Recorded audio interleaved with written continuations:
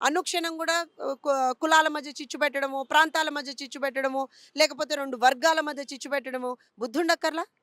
ఒక డైరెక్టర్ అనుకుంటే, డైరెక్టర్ అనేవాడు సమాజానికి ఉపయోగపడే సినిమాలు చేయాలి. లేకపోతే ఏదైనా ఫ్యాంటసీ ఊహాలోకంలో ఉండేటువంటి సినిమాలు జేస్తారు. కానీ ఇదేంటమ్మా?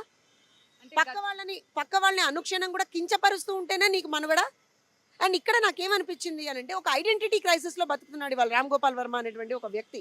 ఐడెంటిటీ క్రైసిస్ ఏంటి అనంటే, ఇంతమంది ఎవరో ఒక పెద్దవాళ్ళని గనక నేను టార్గెట్ చేయకపోతే, నేను నా ఐడెంటిటీ కనపడదేమో. అసలు ఫోకస్ లేకుండా, ఏమీ లేకుండా ఐ డోంట్ నో వై. ఎందుకనంటే ఆహ్, ఆయన మాట్లాడే పదజాలం గావచ్చు, ఆయన వాడేటువంటి భాష గావచ్చు, ఆయన ట్విట్టర్ వేదికగా పెడుతున్నటువంటి పోస్ట్‌లు గావచ్చు, నిజంగా they are hurting the sentiments of people. And also ఒక లా అండ్ ఆర్డర్ సమస్యని క్రియేట్ చేస్తా ఉన్నాయి అవి.